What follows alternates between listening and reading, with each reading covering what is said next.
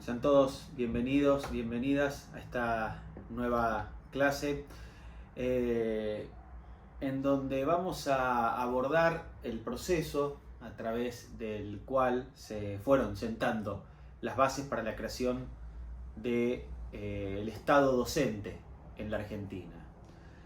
Para ello, lo que creo que hay que poder entender es cómo la idea de progreso que concibieron las élites del siglo XIX, estaba asociada a un modo civilizatorio que, para poder ser implementado, requería como condición indispensable ampliar la base alfabetizada del país, ¿no? De la sociedad.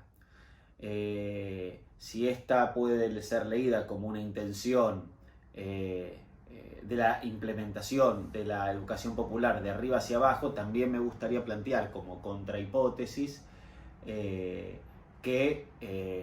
sostener, ¿no?, que el acceso a la educación fue también un proceso que estuvo asociado con la lucha por la ampliación de los derechos de un sector de la sociedad que efectivamente luchó arduamente y que, por cierto, le imprimió a la Argentina de fines del siglo XIX un rasgo distintivo en relación a lo que era la experiencia de la educación popular en otras partes del continente, ¿no? Y ese rasgo distintivo es precisamente el de contar con un sistema de educación formal largamente extendido a lo largo y ancho del territorio nacional. Es decir, que hacia fines del siglo XIX la preocupación que en la Argentina hubo respecto de garantizar el acceso a la educación por parte de su población fue comparativamente mucho más alto que en buena parte de América Latina.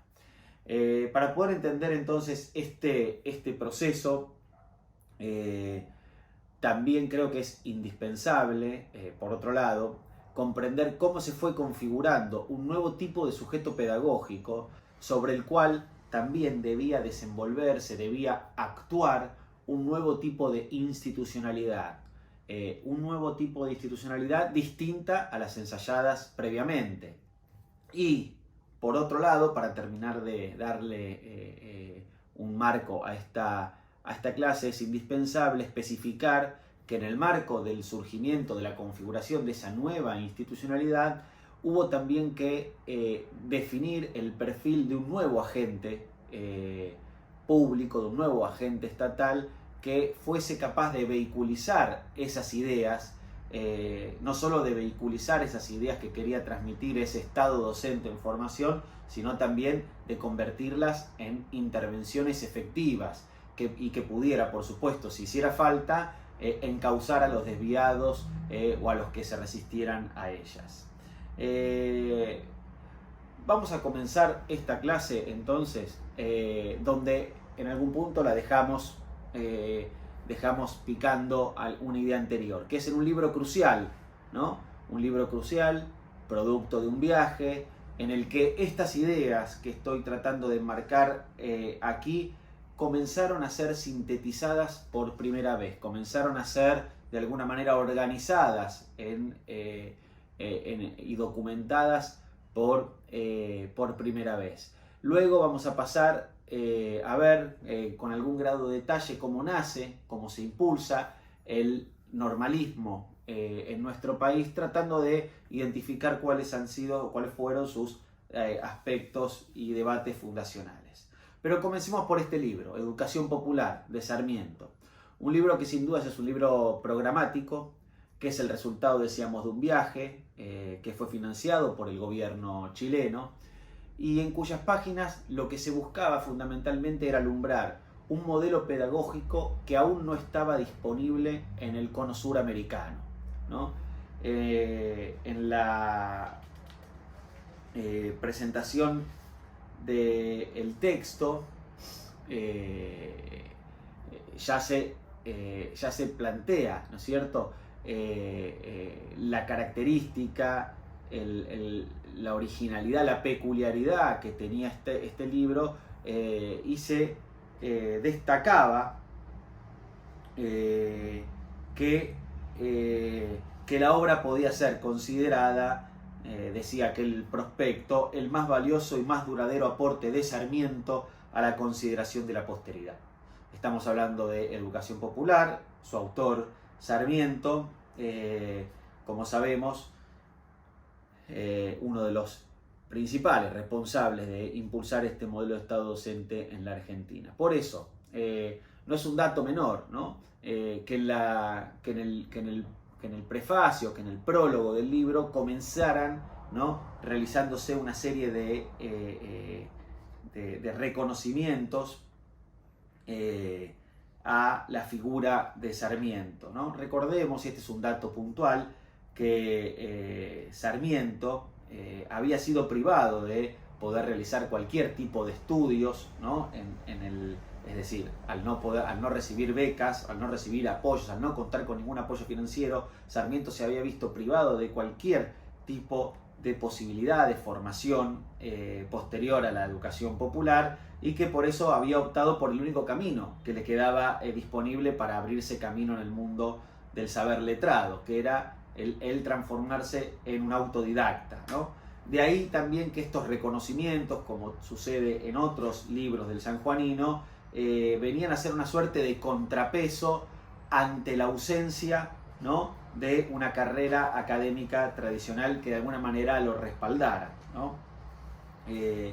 Es importante recordar también que Sarmiento había solicitado hacer este viaje, un viaje concretamente por Europa, que luego también lo llevaría por Norteamérica.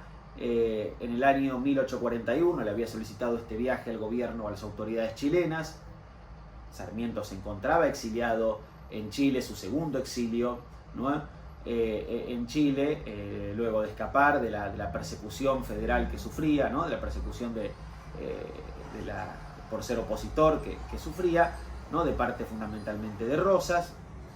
Y es entonces en 1841 que Sarmiento solicita esta posibilidad de viajar para conocer y entrar en contacto directamente con los modelos europeos, solicitud que le es denegada porque se le encarga la creación, la puesta en marcha de la primera escuela normal de instrucción primaria en Chile, ¿no? Y eso le implica un trabajo de 3 años hasta que se gradúa el primer grupo de maestros. En 1845, Manuel Montt, que en ese momento era ministro de la segunda presidencia de Manuel Bulnes, envía a su amigo Sarmiento, con quien ya había trabado una amistad, a realizar ese famoso viaje de estudios por Europa y por Estados Unidos con el objeto de estudiar los sistemas educativos y las políticas inmigratorias, ¿no? Lo hizo en algún punto, sostienen algunos, para calmar a Juan Manuel de Rosas, que se quejaba precisamente de las actividades contestatarias del exiliado Sarmiento. Recordemos que para este año 1845 Sarmiento edita en un tour de force, ¿no?, Facundo, Civilización y Barbarie, y lo publica en el diario El Mercurio de Chile en fascículos, ¿no es cierto? Y eso, por supuesto, enerva a Juan Manuel de Rosas, y eso podría ser el argumento por el cual ese mismo año Montt envía a Sarmiento a recorrer Europa, es decir, lo saca del mapa y lo coloca también frente a las puertas de lo que va a ser el origen de su siguiente libro, un libro que tiene que ser Educación Popular, que tiene que ser, a mi modo de ver, leído a contraluz de Facundo. Los dos tienen una clave pedagógica que de algún modo se engarza, se anuda y se articula de una manera muy, muy fuerte. Es muy probable que cuando Sarmiento emprendió el viaje ya conociera algunos conceptos, estuviera munido de algunas ideas sobre las formaciones político-educativas europeas, en especial, ¿no?, las que hacen a la organización del sistema educativo francés y a la figura de François Guizot, ¿no?, quien había desempeñado el cargo de ministro de Educación, ¿no?, y que había implementado una de las reformas educativas más trascendentes para la historia del país galo. Sarmiento estuvo en Francia entre el 6 de mayo y el 2 de octubre de 1846 y se dedicó a inspeccionar, ¿no?, y circular por las escuelas de París y sus alrededores. Pero no solo se quedó en Francia, de ahí viajó a España, luego a Argelia, y también continuó, ¿no?, todo un periplo por diferentes ciudades de Europa Central. Pero sobre todo fue en Londres, cuando Sarmiento leyó el Seventh Annual Report del secretario del Board of Education of Massachusetts, Horace Mann, que abrió definitivamente los ojos, ¿no? Es como si dijéramos que Sarmiento se fue a dormir con un sueño europeo y amaneció con un sueño americano, norteamericano, y fue ahí que decidió ir al encuentro de Horace Mann en Boston, ¿no? Y esta decisión también le permitió buscar ejemplos de experiencias progresistas en materia educativa en las ciudades de Nueva York, Montreal, Quebec, Boston, Baltimore, Washington, Pittsburgh, Nueva Orleans, entre otras ciudades. Es decir, estoy reseñando todo esto para que nos demos una idea de la dimensión del viaje de Sarmiento, de la cantidad de culturas, países, ciudades, experiencias educativas que recorrió para poder sintetizar de un modo original ese gran conjunto de experiencias, ese gran y diverso conjunto de experiencias en un libro que al mismo tiempo pudiera traducirse e implementarse en la realidad americana. Tal era el hecho, decíamos al comienzo, de que se trataba de un libro fundamentalmente programático.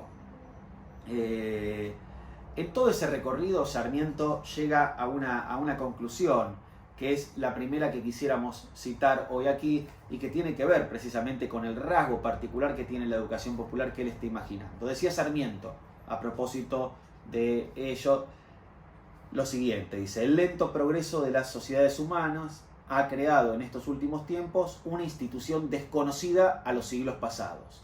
Es una institución puramente moderna, nacida de las disensiones del cristianismo y convertida en derecho por el espíritu democrático de la asociación actual.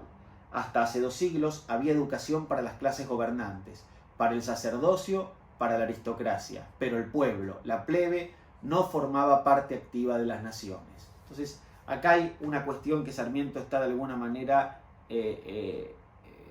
instalando como una genealogía nueva, moderna, ¿no? Asociada al surgimiento de las repúblicas, y que es preciso, indispensable implementar en el cono sur americano. Recordemos que el viaje es financiado por el gobierno de Chile, pero que sin lugar a dudas Sarmiento está pensando permanentemente en las posibilidades de implementar estas experiencias en Argentina una vez que Rosas fuese derrocado, ¿no?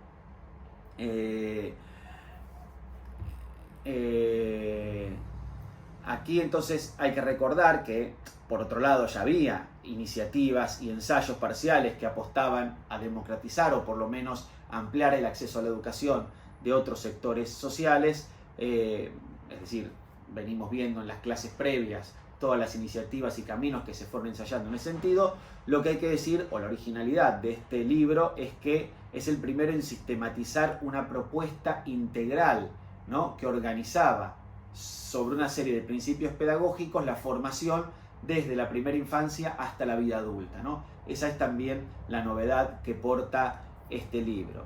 Pero también había en este proyecto una perspectiva novedosa, en la que se va instalando una concepción de la educación y una lectura de la ciudadanía que se va a enlazar, que se va a articular de un modo perdurable, ¿no?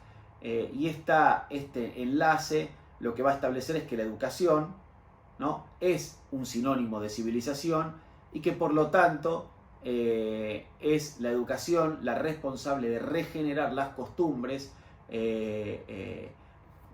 a través de las cuales el pueblo, ¿no?, va a ir internalizando un ethos, es decir, un modo de ser republicano, ¿no? Va a decir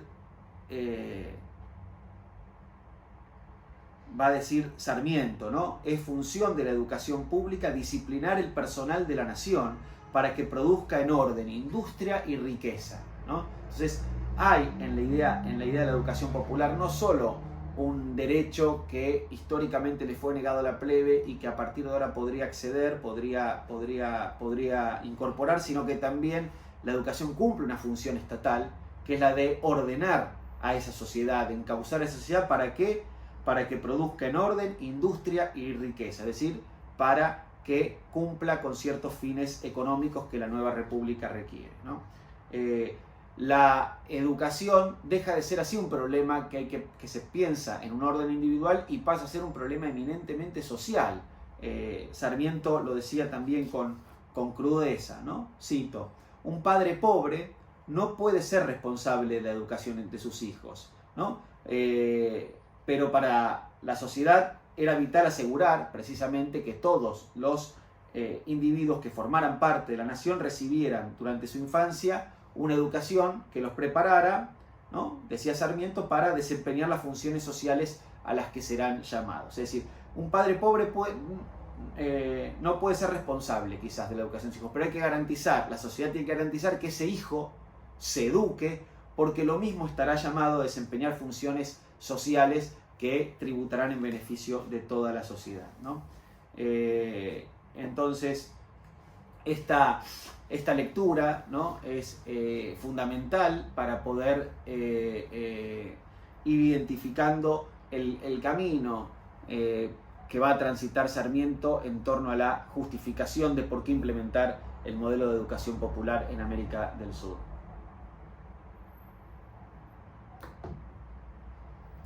Hay aquí también otra cuestión, ¿no? A diferencia precisamente de Norteamérica, que él toma como ejemplo, como modelo para implementar un sistema educativo en el cono suramericano, va a decir que a diferencia de América del Norte, en donde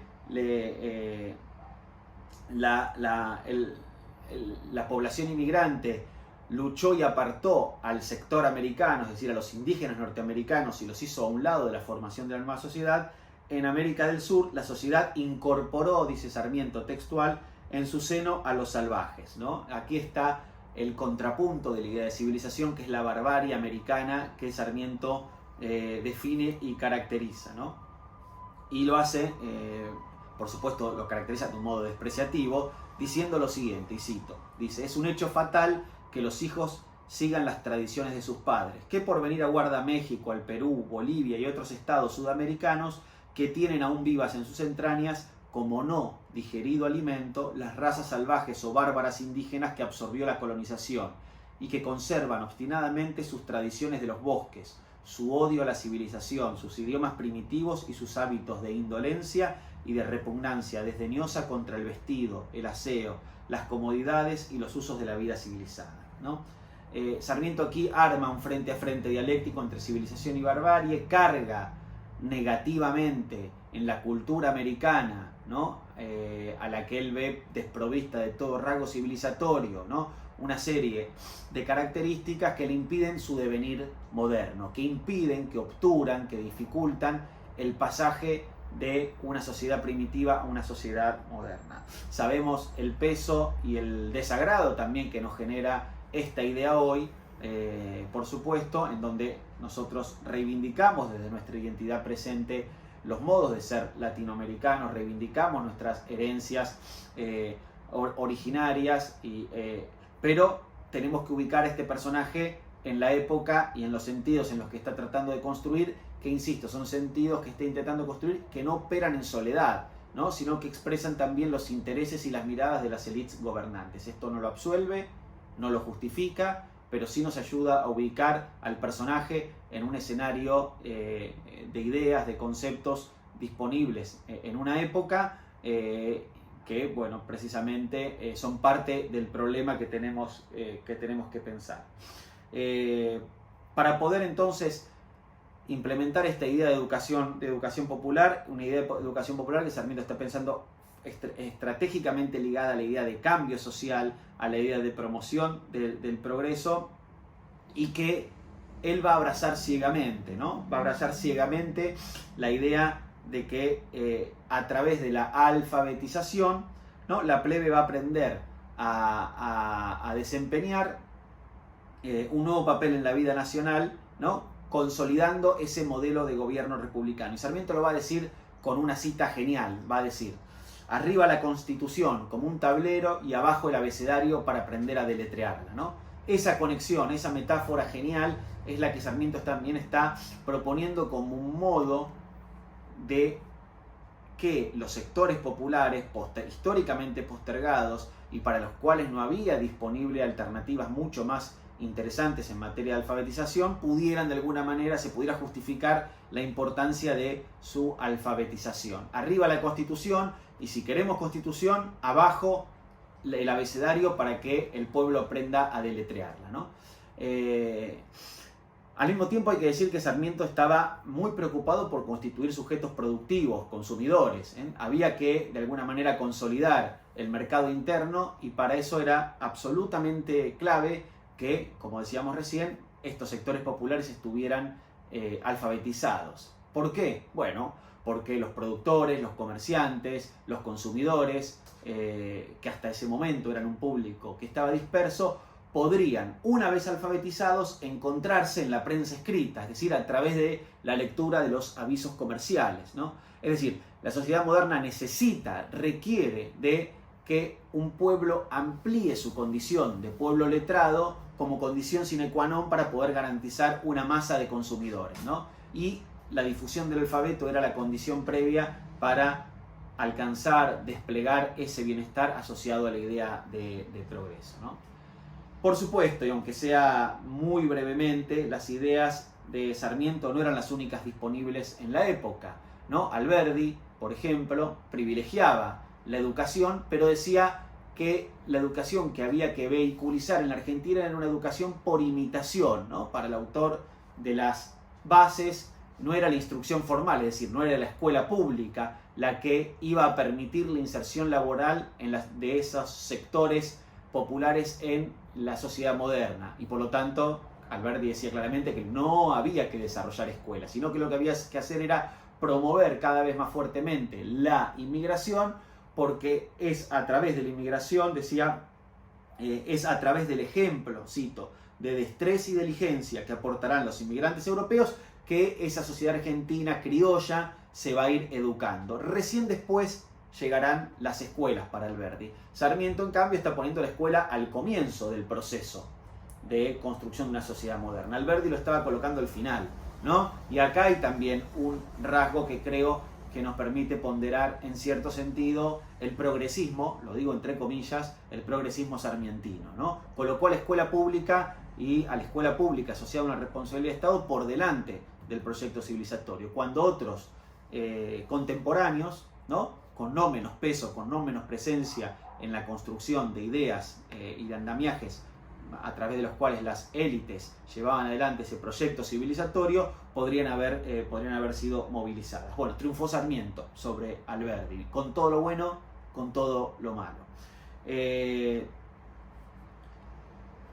La cuestión sobre cuál es el sujeto de la educación, quiénes son sus agentes, quién debe garantizarla, quién debe enseñar, quién y cómo se debe educar al soberano, ¿sí? Esa vieja idea, ¿no? De Mariano Moreno, reactualizada en este contexto del siglo XIX, nos pone frente a la pregunta, frente al desafío de pensar la cuestión de quiénes eran los maestros de escuela, ¿no?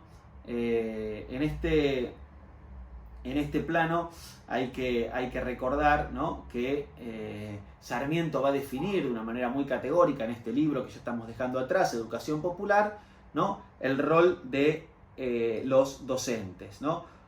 Y decía, cito nuevamente, a propósito de ello, decía: la profesión de la enseñanza requiere tanta o mayor preparación como ninguna otra. Es decir, pone la formación docente por encima de otros tipos de formaciones, no como algo que pueda hacerse en paralelo, no como algo que pueda aplicarse de manera espontánea, no como algo que pueda dedicarnos una parte de nuestro tiempo, sino como una profesión que requiere una preparación tanto o más que cualquier otra, ¿no? Dice: a la idoneidad individual del maestro hay que añadirle la serie de conocimientos adquiridos y los resultados averiguados ya, si no se quiere que cada maestro invente el arte de enseñar y lo deje morir con él, ¿no? Qué concepto interesante, que hay que evitar que cada maestro invente el arte de enseñar y lo deje morir con él. Es decir, hay que construir un método perdurable a lo largo del tiempo que garantice la transmisión de la cultura de un modo sistemático, en orden o en pos de esa objetivo civilizatorio que se le asigna a la educación popular, ¿no? Sarmiento va a encontrar en el modelo de América del Norte uno de los parámetros muy importante. Va también, por supuesto, a dedicarle en este libro un lugar muy destacado a la experiencia del normalismo en Francia, sobre todo mirando la escuela de Versalles, y va a ganar también, va a recuperar y recordar la experiencia que ganó organizando, ¿no?, la Escuela Normal de Instrucción en Chile años atrás. Pero, ¿cómo se tradujo esta experiencia en Argentina? ¿Qué rasgos fueron los rasgos distintivos? Entonces, ahora sí conviene empezar a hablar del normalismo, ¿no? El normalismo en la Argentina. Bueno, las y los maestros normales fueron piezas fundamentales en la conformación y el desarrollo del sistema educativo argentino, ¿no? A través del magisterio, ¿no?, el Estado desplegó esa acción educadora, ese rol docente, dotando a estos agentes sociales de saberes, pero también y sobre todo de muy fuertes convicciones, ¿no?, que contribuyeron de una manera decisiva a la construcción de la sociedad moderna argentina. La intervención que el normalismo tuvo en la sociedad se potenció por el Estado, ¿no? El Estado le dio un músculo, ¿no? De alguna manera el normalismo fue el brazo pedagógico de ese Estado que quería gestar la modernidad en la Argentina, y que impulsó la educación como parte de una estrategia para favorecer la construcción del nuevo orden social, ¿no? Podríamos decir que el grueso del magisterio argentino materializó a pie juntillas el programa modernizador diseñado por un sector de la élite intelectual y dirigente, y lo hizo munido de una pedagogía que, en parte entendida como ciencia, en parte entendida como arte de enseñar, se convirtió en una herramienta civilizatoria. Como en otros casos, el discurso normalista compitió con otros discursos sociales que entendían y que practicaban otros modos de hacer educación. Compitió y los fue paulatinamente desplazando a través de descalificaciones, de impugnaciones, de persecuciones, para poder configurarse como el modelo de enseñanza hegemónico.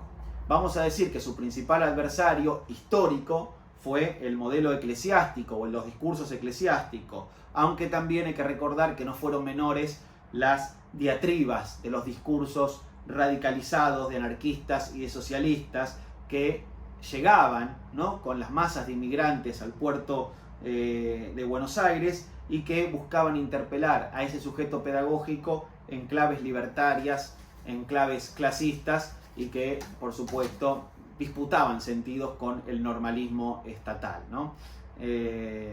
Frente a estos discursos, los normalistas coincidieron que la educación era la herramienta de transformación social privilegiada y que la escuela era la institución central para poder llevarla a cabo.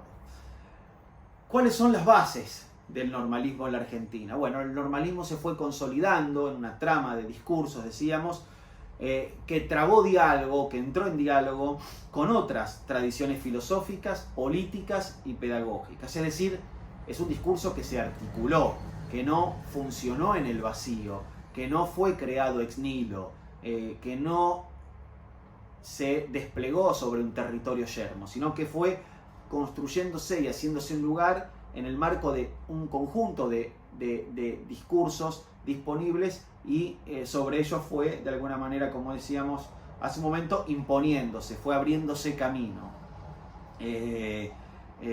Tradujo sentidos, ¿no?, que estaban disponibles sobre la idea de educar, estableció filiaciones, ¿no?, para legitimarse en términos de continuidad histórica, y también tuvo un imponente carácter prospectivo, es decir, fue el discurso del normalista que más se asoció a una idea moderna de educación, que más se asoció a una idea de futuro posible y viable.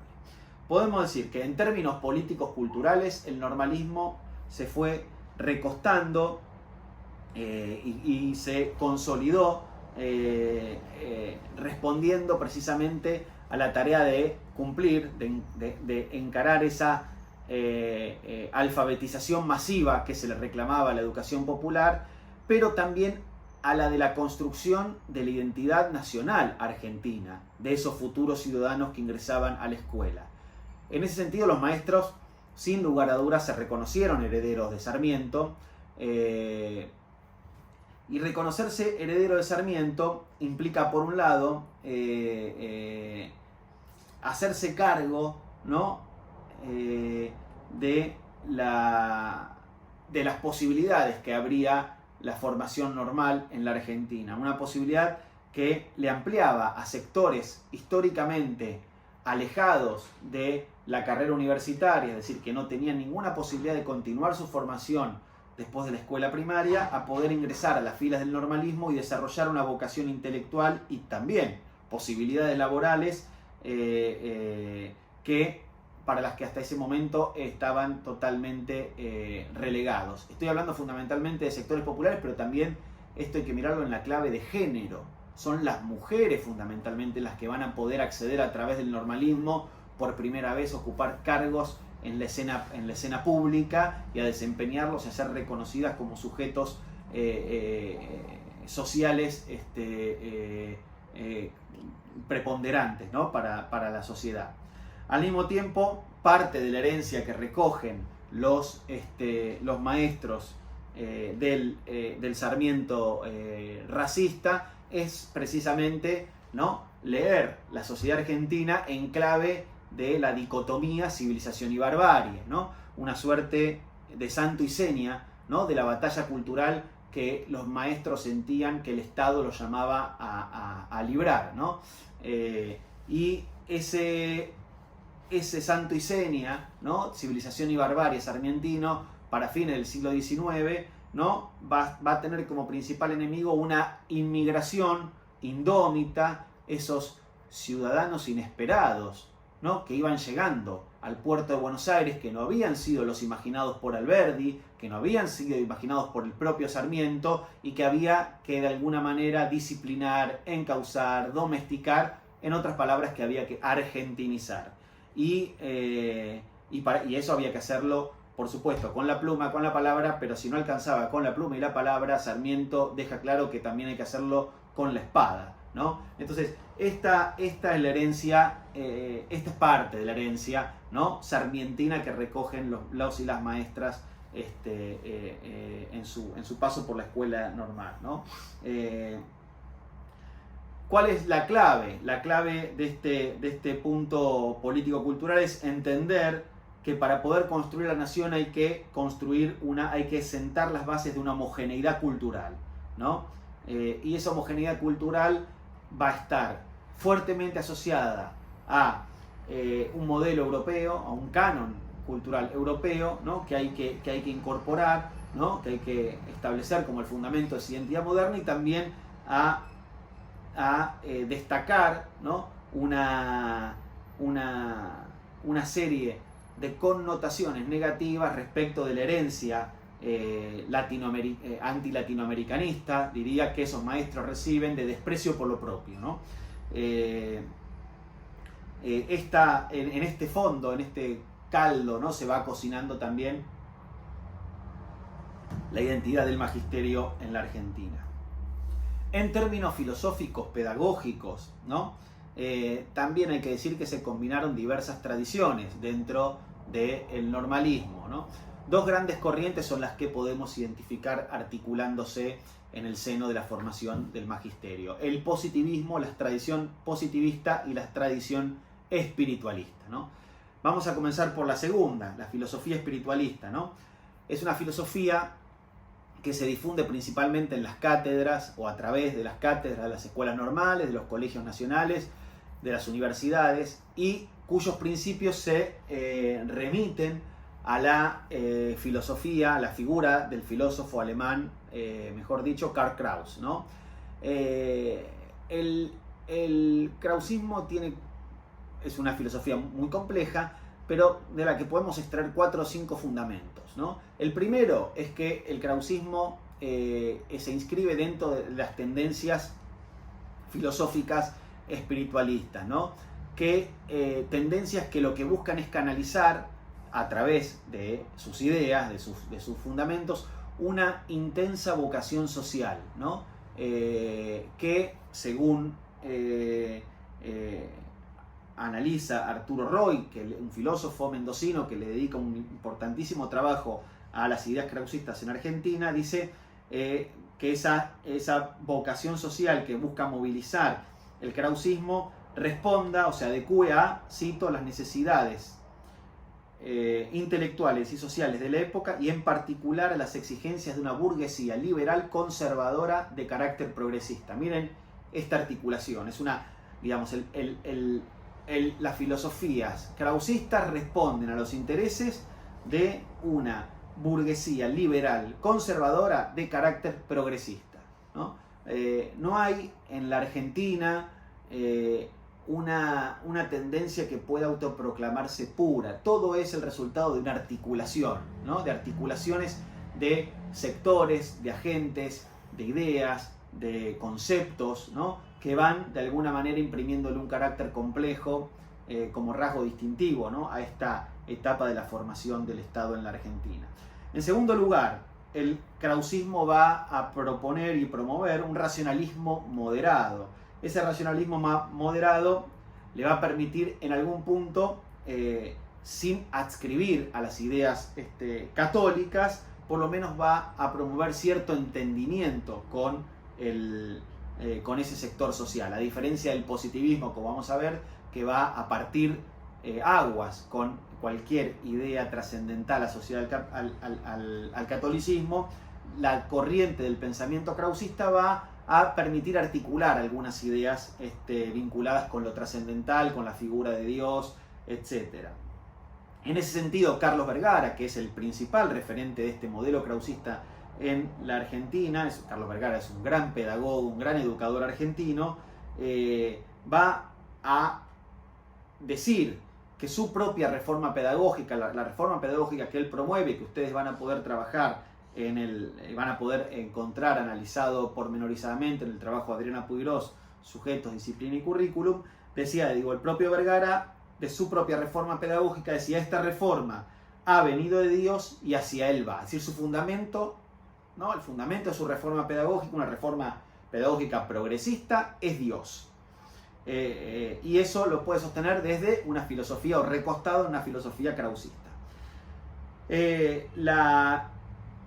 El otro componente distintivo del krausismo tiene que ver con su preocupación por interpretar la realidad social a la luz de las tradiciones nacionales, ¿no? Así vamos a ver cómo el krausismo prohija, desarrolla y desenvuelve en diferentes campos, en diferentes disciplinas, ¿no? Esta tendencia, esta preocupación por construir una ciencia nacional, ¿no? En el terreno jurídico se intenta entonces elaborar una ciencia argentina, en el ámbito político se busca, ¿no? Con intensidad interpretar la realidad social histórica, ¿no? De nuestras instituciones, sin mirar, ¿no? Sin estar permanentemente espejando en la realidad europea, y en lo pedagógico, ¿no? Se va a afirmar con fuerza la metodología krausista, ¿no? Que no va a ser otra cosa que contribuir a pensar, a concebir una escuela pedagógica nacional en contraste con los modelos positivistas. La prédica krausista, entonces, para sintetizar, convidaba de alguna manera a emprender una lucha de regeneración moral, ¿no? Más que racional, era moral, era un movimiento de ideas, ¿no? Éticas, morales, del espíritu, ¿no? Ante la cual, por supuesto, se sintieron convocados grandes masas de ciudadanos, ¿no? En parte a ellas podemos atribuirle también el surgimiento de la Unión Cívica,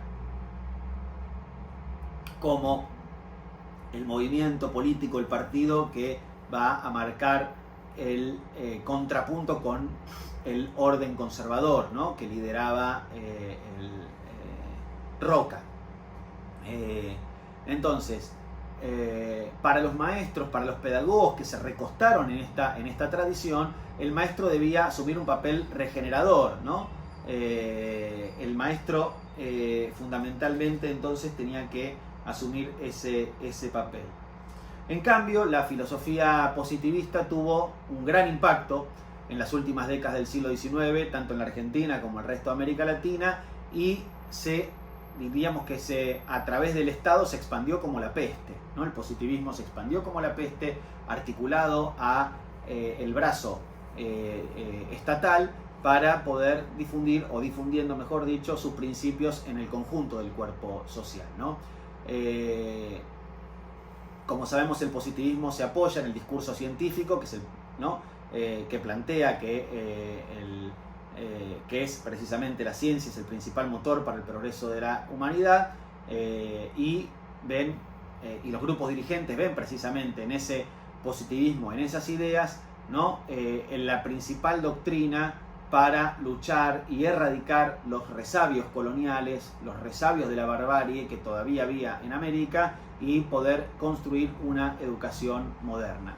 En ese sentido, más que en cualquier otro, educar nunca estuvo más asociado a la idea de una normalización, ¿no? De una parametralización de la sociedad sobre un cierto estándar, y a partir de él construir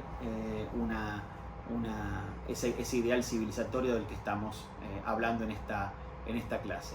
Inés Dussel nos recuerda que ese positivismo nunca trabajó u operó en soledad, es decir, nunca fue ortodoxo en un sentido estricto, sino que fue articulándose con otras ideas. Por supuesto, tuvo una fuerte impronta de la psicología y de la biología. En ese lugar, Víctor Mercante probablemente y Alfredo Calcaño hayan sido los más destacados representantes de una pedagogía psicologizada y biologicista, fundando la primera carrera de Ciencias de Educación de la Argentina en la Universidad Nacional de La Plata. Pero es verdad también, como dice Inés Dussel, el positivismo articuló con las ideas de Pestalozzi, con las ideas de Herbart, a los que no podemos tachar precisamente de positivistas. Con esto lo que quiero decir, y vale la pena ahondarlo en algún otro momento, es que los discursos pedagógicos en Argentina fueron articulándose. El krausismo también, de hecho, se recostó en algunas ideas positivistas y estableció articulaciones complejas con los parámetros científicos del positivismo. Pero a grandes rasgos podemos decir que estas son las dos grandes tendencias. Lo que no hay que representarse es que esas dos tendencias actuaron ni en soledad una respecto de la otra, ni en un vacío. Todas estos discursos se sentaron sobre un campo de ideas preexistente, ¿no? y sobre el cual no solo se sentaron, sino que también buscaron construir o combatir, ¿no? En lo que fue esa gran batalla de las ideas. 3 objetivos para ir redondeando esta clase, ¿no? De lo que de alguna manera buscó el magisterio argentino a través de su acción pedagógica en la escuela argentina. En primer lugar, la educación patriótica. En segundo lugar, una preocupación por o enclave higienista. Y en tercer lugar, la codificación escolar. La argentinización de los niños y de las familias es una preocupación de primer orden, ¿no? Fundamentalmente hacia fines del siglo XIX, cuando arrecia la inmigración en la Argentina y hay una suerte de imagen disolvente, ¿no? Asociada a la inmigración, disolvente de las costumbres, de las tradiciones locales, que lleva a los políticos y a los pedagogos a plantear que la escuela tiene que ser un espacio privilegiado para construir a partir de una educación patriótica la identidad nacional. Ramos Mejía, que se desempeña como presidente del Consejo Nacional de Educación entre 1908 y 1913, es el que va a llevar adelante fundamentalmente esta cruzada. Y lo va a hacer leyendo la sociedad argentina en clave de multitudes, ¿no? Esas multitudes son las que él entiende que la escuela tiene que domesticar, que tiene que argentinizar y que tiene que encauzar para que no pongan en peligro la identidad nacional. El higienismo, por otro lado, es una corriente de ideas que también está estrechamente vinculada a la figura de Ramos Mejía, ¿no? que establece relaciones entre salud, enfermedad y orden social. Es decir, el higienismo no piensa el problema de la salud como lo piensa un médico en su relación singular con un paciente, sino que mira el conjunto social, que mira, ¿no?, las grandes poblaciones y decide cuáles son las intervenciones que hay que hacer en nombre de garantizar ese orden social. Para ese entonces se crea, en 1888, el Cuerpo Médico Escolar, que desarrolla, ¿no?, toda una serie de congresos muy importantes sobre higiene escolar y también una serie de conferencias pedagógicas que plantean temas vinculados a la enfermedad y cómo la escuela es la responsable de atajar a tiempo, diríamos, el desarrollo, el desenvolvimiento de esas enfermedades sobre los futuros ciudadanos, ¿no? Aquí claramente hay una idea de prevención vinculada a la salud con cierta idea de prevención moral y de ordenamiento social. Es decir, no es que el higienismo velaba por la salud exclusivamente de los niños y las niñas, sino que también buscaba leer en los problemas de salud y en las características de la salud de una sociedad, ¿no?, futuros problemas sociales que podían desencadenarse. Y la tercera cuestión tiene que ver con la idea de la codificación escolar, ¿no?, otro de los objetivos perseguidos sobre todo por un sector del normalismo, el normalismo normalizador, que de alguna manera buscó codificar las relaciones sociales, articularlas, establecerlas, reglamentarlas a través de una serie de códigos, de un código escolar. Rodolfo Sennett fue el principal referente en este sentido, para poder establecer una clara jerarquía dentro del aula, es decir, construir el lugar de autoridad del maestro a través de un código escolar que lo precisamente construyera, que lo representara como el lugar del saber, ¿no? Es ese el espacio al que el magisterio argentino apuntó.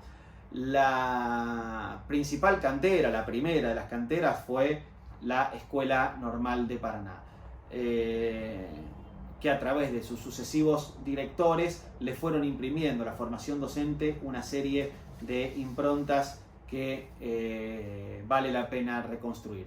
Como esta clase va cumpliendo ya su objetivo, vamos a ir redondeándola aquí y comprometiéndonos a retomar en la que sigue, ¿no?, una serie de aspectos que tienen que ver con la organización legal del sistema educativo en la Argentina. Dentro de la organización legal del sistema educativo en la Argentina, un capítulo aparte merecerá nuestra atención, que es precisamente la creación de las escuelas normales en nuestro país.